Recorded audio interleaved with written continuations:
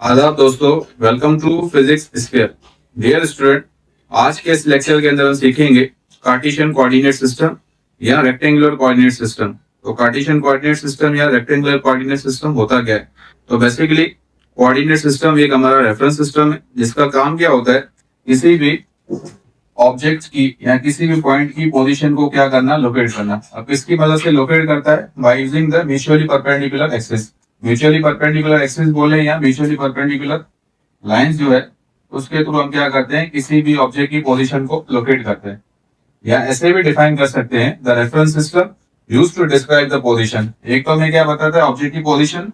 दूसरा हमें क्या बताता है, डिस्प्लेसमेंट, वेलोसिटी के बारे में बताएगा, एक्सेलरेशन के बारे में बताएगा, और भी बहुत सारे वेक्टर्स जो है सबके बारे में बताएगा। लेकिन यूज किसको करेगा? परपेंडिकुलर एक्सिस को। या हम कह सकते हैं कि जो कोऑर्डिनेट सिस्टम है वो हमें किसके बारे में बताता है? पोजीशन और motion of the object.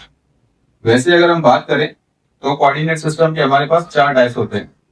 First हमारे पास जो टाइप है that is called the Cartesian, या जिसको हम रेक्टेंगुलर कोऑर्डिनेट सिस्टम भी बोलते हैं। सेकंड हमारे पास है पोलर, थर्ड को हम बोलते हैं सिलिंड्रिकल, और फोर्थ जो हमारा टाइप है that is called the spherical.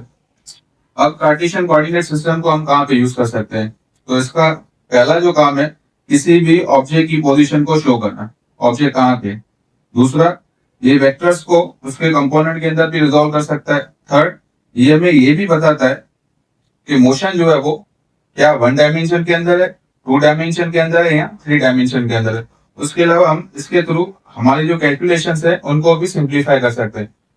तो कार्टेशियन कोऑर्डिनेट सिस्टम बनाने के लिए हमें किसकी जरूरत होती है? म्यूचुअली परपेंडिकुलर एक्सिस की या म्यूचुअली परपेंडिकुलर लाइंस की। तो हम क्या करते हैं, दो म्यूचुअली परपेंडिकुलर लाइंस ड्रा करते हैं। लेट्स सपोज कि एक हमारी क्या है, हॉरिजॉन्टल लाइन है, और एक हम ड्रा करते हैं उसके ऊपर एक वर्टिकल लाइन। अब जो हॉरिजॉन्टल लाइन है उसको हम कोऑर्डिनेट सिस्टम में क्या बोलते हैं? एक्स एक्सिस बोलते हैं। और वर्टिकल लाइन को हम कोऑर्डिनेट सिस्टम में क्या बोलेंगे? Y axis. अब जब हम कोऑर्डिनेट सिस्टम बनाएंगे तो ये कंडीशन है कि पॉइंट ऑफ ओरिजिन पे, जहाँ पे दोनों लाइंस इंटरसेक्ट करती हैं, वहां पे इनके बीच में एंगल कितना बनना चाहिए? 90 डिग्री का। लेट सपोज यहाँ पे 90 है, यहाँ भी 90 आएगा, यहाँ भी 90 आएगा, यहाँ पे आपका एंगल क्या होगा? 90 होगा। तो जिस पॉइंट में मीट करेंगी इस पॉइंट को हम क्या बोलते हैं? Point of origin. अब ओरिजिन को शो कैसे करते हैं? तो शो करने के लिए हम क्या बनाते हैं, या कोऑर्डिनेट सिस्टम को हम कैसे बताएंगे? तो इसके लिए हमारे पास क्या होता है? ऑर्डर पेयर होता है। तो ऑर्डर पेयर में हमारे पास क्या होती है? एटलीस्ट टू वैल्यूज होती है। फर्स्ट वैल्यू जो है वो हॉरिजॉन्टल एक्सिस को शो करता है, सेकंड वैल्यू जो है वो किसको शो करता है? वर्टिकल। या हम बोलेंगे कि ए जो है वो किसकी वैल्यू शो कर रहा है? एक्स एक्सिस की, और बी जो है वो किसकी वैल्यू शो कर रहा है? वाई एक्सिस की। अब ओरिजिन से राइट साइड पे एक्स हमारा क्या होता है? हमेशा पॉजिटिव। ओरिजिन से लेफ्ट साइड पे एक्स की वैल्यू हम क्या लेते हैं? नेगेटिव। मतलब ये हमारे पास एक रियल नंबर लाइन है, स्केल हम बना रहे हैं। तो स्केल में ओरिजिन 0 है, पॉइंट ऑफ सेंटर या रेफरेंस पॉइंट है, तो उसके राइट पे जितनी भी वैल्यूज होती है सब हम क्या लेते हैं? पॉजिटिव लेते हैं। और उसके लेफ्ट पे जितनी भी वैल्यूज होती है सब क्या होती है? नेगेटिव। इसी तरह वर्टिकल एक्सिस में देखेंगे तो ओरिजिन से ऊपर क्या होता है? पॉजिटिव, और ओरिजिन से नीचे हम क्या लेंगे? नेगेटिव लेंगे। अब इसको थोड़ा समझते हैं कोऑर्डिनेट सिस्टम को। तो हमारा जो फर्स्ट क्वाड्रेंट बना है जिसको हम बोलते हैं Q1, और उसको हम ग्रीक लेटर से शो करते हैं। तो बेसिकली जब भी लाइंस आपस में मीटअप करती हैं म्यूचुअली परपेंडिकुलर, तो उसकी वजह से क्या बनता है? पूरा एक फ्लैट प्लेन बनता है। फ्लैट प्लेन बोलेंगे, एक पूरा क्या बनता है? फ्लैट सरफेस बनता है। तो उसमें जो फर्स्ट पार्ट है इसको हम क्या बोलते हैं? क्वाड्रेंट 1। ये हमारा क्या होता है? Quadrant number 2। इसको हम बोलते हैं क्वाड्रेंट नंबर 3, और ये हमारा होता है क्वाड्रेंट नंबर 4।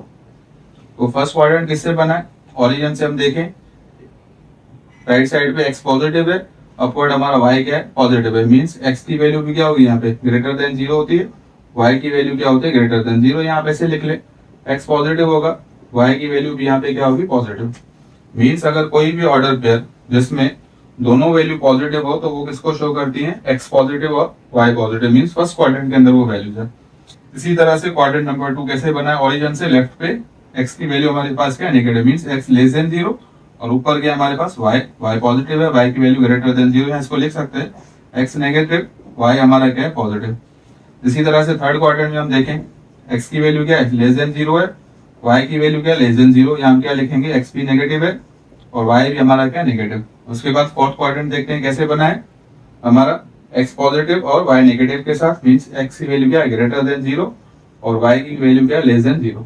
तो जब हम इसको ऑर्डर पेयर की फॉर्म में लिखेंगे तो कैसे लिखेंगे, a माइनस बी, या x की वैल्यू क्या होगी पॉजिटिव और y की वैल्यू हमें क्या मिलेगी यहाँ पे नेगेटिव मिलेगी। तो इसमें हमें अगर कोई भी या किसी भी ऑब्जेक्ट की मोशन के बारे में पता है या उसकी लोकेशन पता है तो कोऑर्डिनेट सिस्टम के अंदर हम इसीलिए उसको क्या कर सकते हैं, लोकेट कर सकते हैं। अब ये तो हमने बनाया 2 डायमेंशन, इसी तरह से हम 3 डायमेंशन सिस्टम भी बना सकते हैं। तो हॉरिजॉन्टल लाइन हमारी किसको शो करती है, एक्स एक्सिस को। वर्टिकल लाइन जो है वो किसको शो करती है, हमारी वाई एक्सिस को। और इसके ऊपर हम एक और म्यूचुअली परपेंडिकुलर लाइन ड्रॉ करेंगे जो किसको शो करती है, जेड एक्सिस को। तो जो बेसिकली एक्सिस है हमारे पास, यहाँ जो म्यूचुअली परपेंडिकुलर लाइंस हैं, ये हमें ये बताती है कि मोशन किस तरफ है या किस टाइप का मोशन है। क्या मोशन 1 डायमेंशनल है, सिर्फ एक्स एक्सिस की तरफ हो रहा है, या मोशन हमारा 2 डायमेंशनल है, एक्स और वाई की तरफ हो रहा है, या वाई जेड की तरफ हो रहा है, या जेड एक्सिस की तरफ हो रहा है। और 3D हमें क्या बताता है कि ऑब्जेक्ट की पोजीशन या मोशन जो है वो तीनों डायमेंशंस के अंदर है।